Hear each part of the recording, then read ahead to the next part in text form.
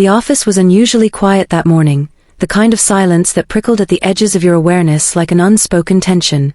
Papers shuffled softly on desks, but no one dared to speak above a whisper.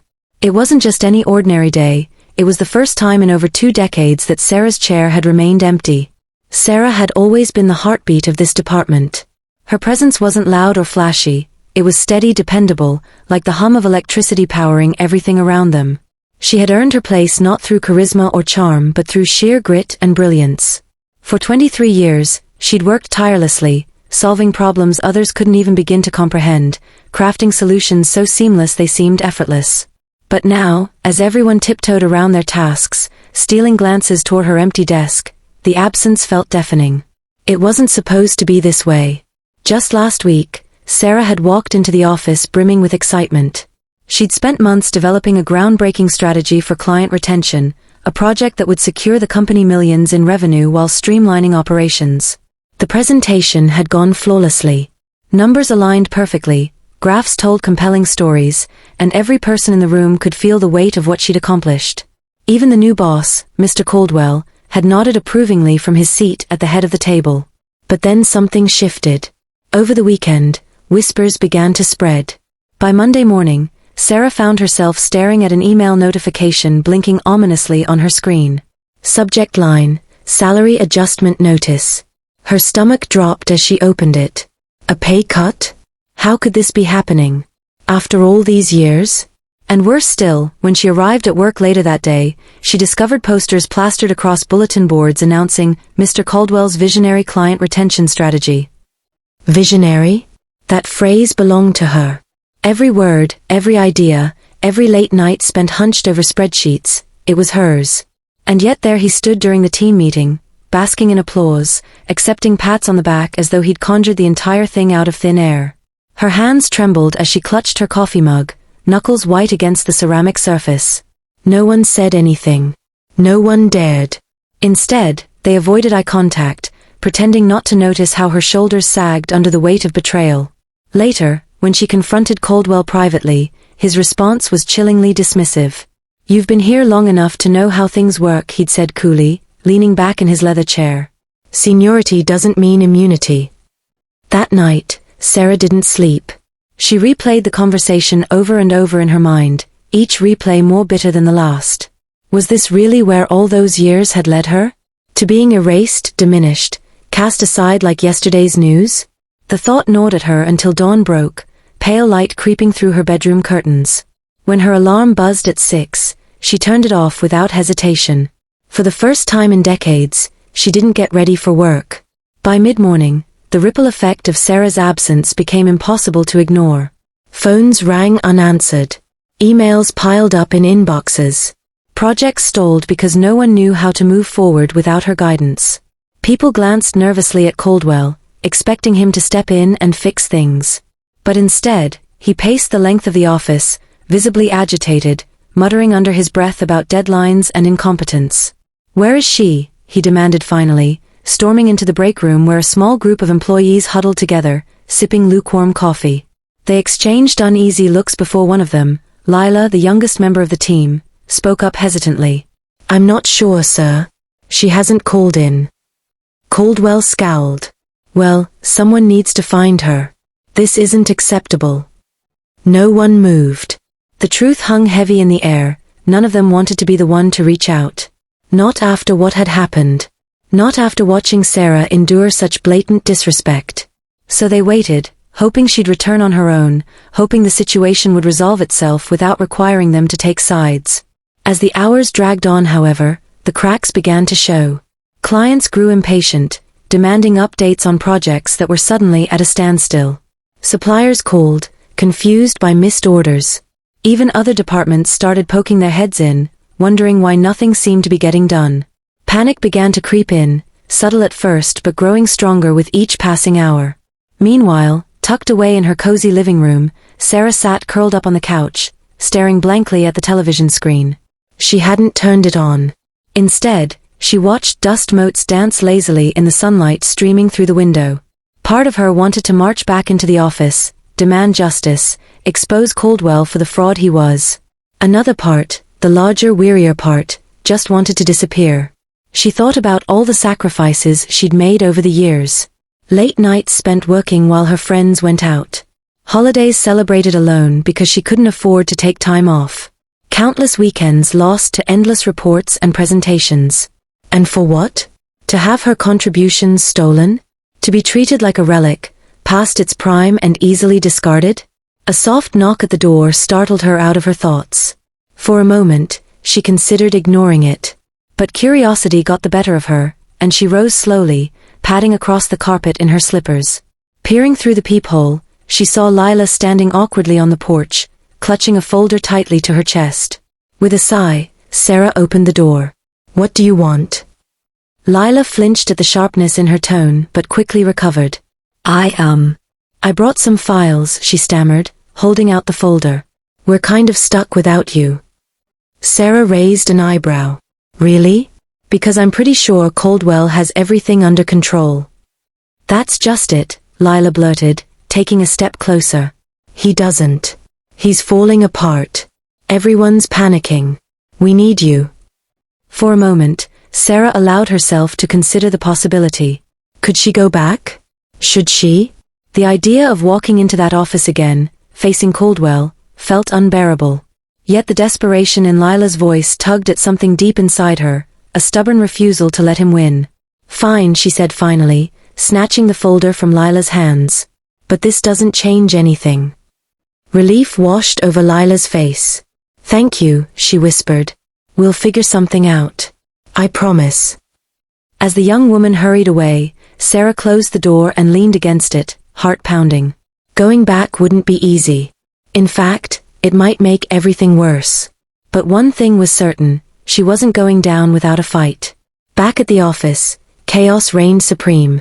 Caldwell had called an emergency meeting, pacing furiously in front of the conference room windows as his team looked on in stunned silence. "This is unacceptable," he snapped, slamming a fist onto the table. "How hard is it to pick up a phone and call someone? Do I have to do everything myself?" No one answered. They knew better than to speak up, especially now. Word had spread quickly about Sarah's confrontation with Caldwell, and though no one dared say it aloud, resentment simmered beneath the surface. Some shot covert glances at each other, silently communicating their shared frustration. Others stared down at their laps, avoiding eye contact altogether. Finally Rachel, a veteran employee who'd worked alongside Sarah for nearly 15 years, cleared her throat. "Maybe we should give her some space," she suggested cautiously. Clearly, something's bothering her. Caldwell rounded on her, eyes blazing. "Something's bothering her? Something's bothering me. Do you have any idea how much money we're losing right now? Do you think our clients care about her feelings?" Rachel flushed but held her ground. It's not just about her feelings. You can't treat people like disposable assets and expect them to stick around forever. The room fell silent. Even Caldwell seemed taken aback by her boldness. For a moment, it looked as though he might retaliate, but then he sighed heavily and sank into a chair. "Fine," he muttered. "Do whatever you need to do. But if she's not back by tomorrow, I'm going to HR." As the meeting dispersed, Rachel lingered behind, watching Caldwell bury his face in his hands. There was a flicker of guilt in his expression, brief but unmistakable. Maybe he realized he'd gone too far. Or maybe he simply feared the consequences of losing Sarah permanently. Either way, Rachel knew this wasn't over, not by a long shot. Later that afternoon, the CEO himself made an unexpected appearance. Clad in a tailored suit, he strode into the office with an air of authority that commanded immediate attention. Employees scrambled to their feet, murmuring polite greetings as he nodded curtly in acknowledgement. "Where's Sarah?" he asked bluntly, addressing Caldwell directly. "She's unavailable," Caldwell replied evasively, shifting uncomfortably under the CEO's piercing gaze. "Unavailable." The CEO arched an eyebrow. "Define unavailable."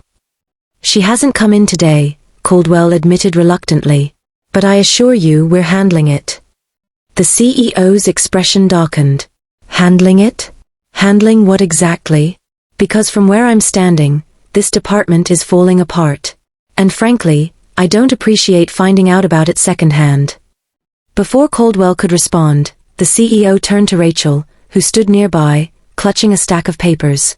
"You," he said sharply. "Tell me what's going on." Rachel hesitated, glancing nervously at Caldwell. But when the CEO fixed her with an expectant stare, she took a deep breath and spoke. "Sarah's upset," she began carefully.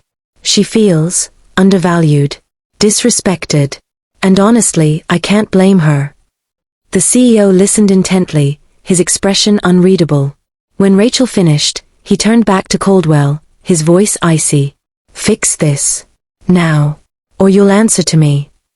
With that, he spun on his heel and exited the office, leaving behind a trail of unease. Caldwell stared after him, pale and shaken. For the first time, it occurred to him that perhaps he'd underestimated the gravity of the situation, and the power of the woman he'd wronged. Night fell, and the office emptied out, leaving only the hum of fluorescent lights and the distant echo of footsteps in the hallway. Sarah sat alone in her living room once more, staring at the files Lila had delivered earlier. She hadn't touched them yet. Instead, she flipped idly through old photographs, memories flooding back in vivid detail. There was a picture of her on her first day at the company, bright-eyed and eager, clutching a notebook full of ideas. Another showed her celebrating a major milestone with her team, champagne glasses raised high. And then there was one of her daughter's graduation, smiling proudly beside her despite having skipped lunch to finish a critical report. Each image carried its own weight, its own story. Together, they formed a mosaic of sacrifice and resilience, triumph and heartbreak.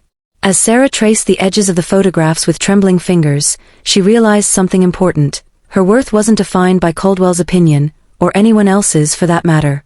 It was defined by the legacy she'd built, brick by painstaking brick. Tomorrow, she decided, she would return to the office. Not because she owed Caldwell anything, but because she owed it to herself, and to the countless others who looked up to her, to reclaim what was rightfully hers. The next morning, Sarah arrived at the office earlier than usual. She moved with purpose, her heels clicking against the tiled floor as she made her way to her desk. The room was still quiet, most of her colleagues not yet in.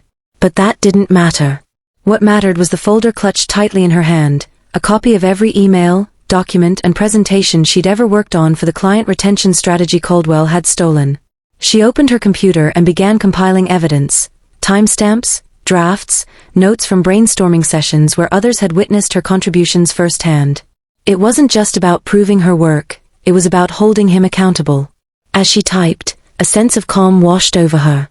This wasn't anger driving her anymore, it was clarity. She knew exactly what she needed to do. By the time the office filled with people, Sarah was ready. When Caldwell walked in, tie slightly askew and looking more harried than usual, she stood up and approached him without hesitation. Her voice carried across the room, firm but steady. "We need to talk." Caldwell froze, his eyes darting nervously around the office. Everyone had stopped what they were doing, watching intently. He forced a smile, though it wavered under the weight of their stares. "Can this wait? I'm swamped." "No," Sarah said simply. "It can't." For a moment, he looked like he might argue, but something in her expression silenced him. With a reluctant nod, he gestured toward the conference room. Once inside, Sarah closed the door behind them, cutting off any chance of escape. "I know what you did," she began, placing the folder on the table between them. "I know you took credit for my work. And I also know you tried to punish me by cutting my salary." Caldwell's face flushed red, whether from guilt or anger, she couldn't tell. "This is ridiculous," he sputtered. "You're making accusations." "Not accusations," Sarah interrupted, opening the folder. "Proof." She slid the documents across the table, one by one. Emails showing her initial proposals. Revisions with her feedback clearly marked. Even screenshots of congratulatory messages from clients praising her ideas. Every piece of evidence painted an undeniable picture. Caldwell stammered, trying to find some excuse, some loophole, but Sarah cut him off again. "If you try to deny this, I'll take it straight to HR and the CEO. Do you really want to explain yourself to them?" He sank into a chair, defeated. For the first time since he'd arrived, he looked small, almost pitiful. "What do you want?" he muttered bitterly. "I want justice," Sarah replied. "Restore my salary. Publicly acknowledge that the client retention strategy was my idea. And if you so much as think about stepping on anyone else's toes again, I'll make sure the entire company knows who you really are." Later that day, an email went out to the entire department. It came from Caldwell himself, albeit reluctantly. In it, he admitted that the successful client retention strategy had been conceived and executed entirely by Sarah. He praised her dedication and apologized for any misunderstanding, though Sarah suspected the apology was less sincere. The message ended with an announcement: Sarah's salary would not only be restored but increased to reflect her seniority and invaluable contributions. The reaction was immediate. Cheers erupted throughout the office, co-workers rushing to congratulate her. Lila practically tackled her with a hug, tears streaming down her face. Even Rachel, who rarely showed emotion, gave her a proud nod and whispered, "You did it." But the real victory came later that afternoon when the CEO called her into his office. He thanked her personally for bringing the issue to light and assured her that measures would be taken to prevent such behavior in the future. Then with a rare smile he added, "People like you are the backbone of this company, Sarah. Don't ever forget that." As she left his office, Sarah felt lighter than she had in years. The weight of betrayal and injustice had lifted, replaced by a renewed sense of purpose. She wasn't just fighting for herself anymore, she was setting an example for everyone who had ever been underestimated or dismissed. That evening, she treated her team to dinner at a nearby restaurant. They laughed, shared stories, and toasted to new beginnings. For the first time in a long while, Sarah felt truly seen, not as a relic of the past, but as a force to be reckoned with. And as she sat there among friends and colleagues, watching the sun dip below the horizon, she realized something profound. Sometimes, silence speaks louder than words. Her absence had shaken the foundation of complacency within the office, forcing people to recognize her value, not because she demanded it, but because they couldn't imagine succeeding without her. Sarah smiled, raising her glass one last time. "To resilience," she said softly. "To resilience," the others echoed, their voices ringing out in unison. It wasn't just a celebration of victory, it was a promise. A promise that no matter how hard life pushed, she would push back harder. Because Sarah wasn't just surviving, she was thriving. And nothing, not even someone like Caldwell, could change that.